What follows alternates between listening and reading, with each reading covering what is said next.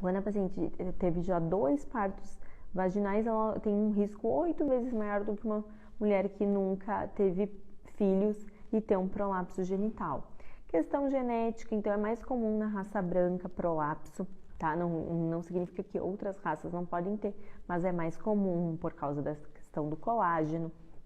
Idade, então é mais comum prolapso na terceira idade. A condição da menopausa, então a falta dos hormônios afeta, tá? E aí tem os fatores de risco que a gente chama de modificáveis. Então, cigarro, tabagismo, constipação, intestino preso, tosse crônica que está relacionada com cigarro, obesidade, são fatores de risco modificáveis.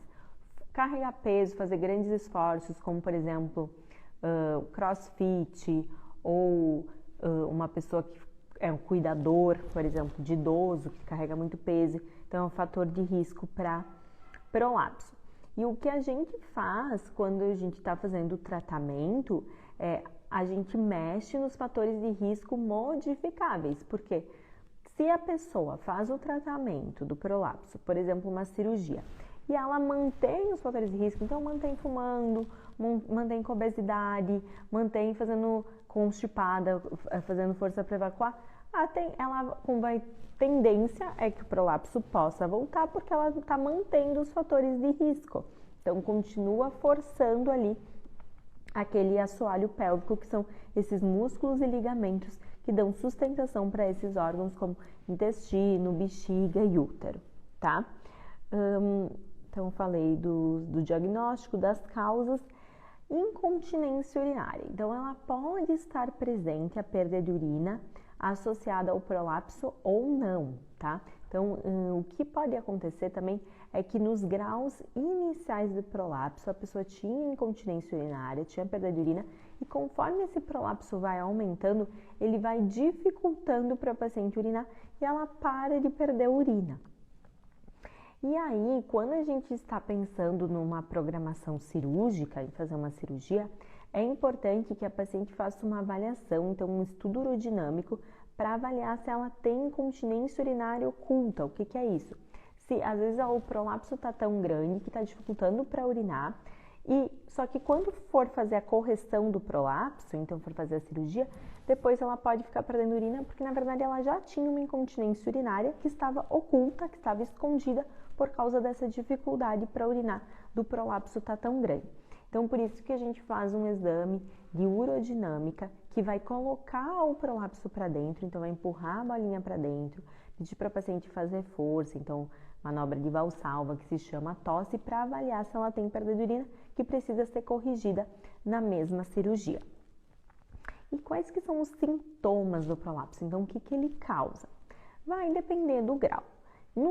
Nos graus iniciais, então às vezes grau 1, grau 2, a paciente pode não sentir nada, né? Não sentir nenhum desconforto.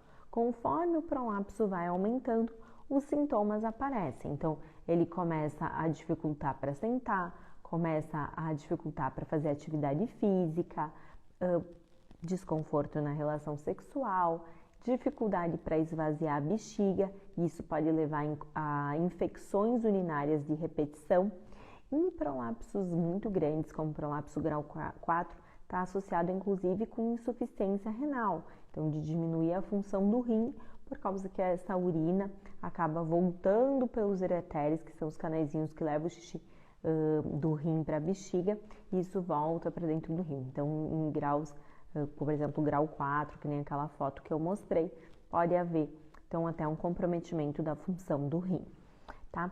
Também a paciente pode ter sangramento, pode ter úlcera no prolapso, porque como ele fica para fora, né, ele vai ficar raspando na calcinha, isso pode dar machucado, ferir esse prolapso. E uma das coisas que a gente faz para melhorar a qualidade da mucosa da vagina e diminuir esse risco de sangramento e de ulcerações, então de machucados no prolapso, é o uso de estriol, creme vaginal, então que é um cremezinho de hormônio, ou até mesmo laser, também pode ser feito aí nessa mucosa vaginal para melhorar a qualidade da mucosa e diminuir o risco de sangramento e até ajuda no preparatório da cirurgia. O mais comum é o uso realmente do creme de hormônio. mas uma paciente que não possa fazer uso do creme de hormônio, como por exemplo, uma mulher que teve câncer de mama, ela poderia fazer o laser que substitui o uso do creme de hormônio em preparar essa mucosa vaginal, então, para uma cirurgia, tá?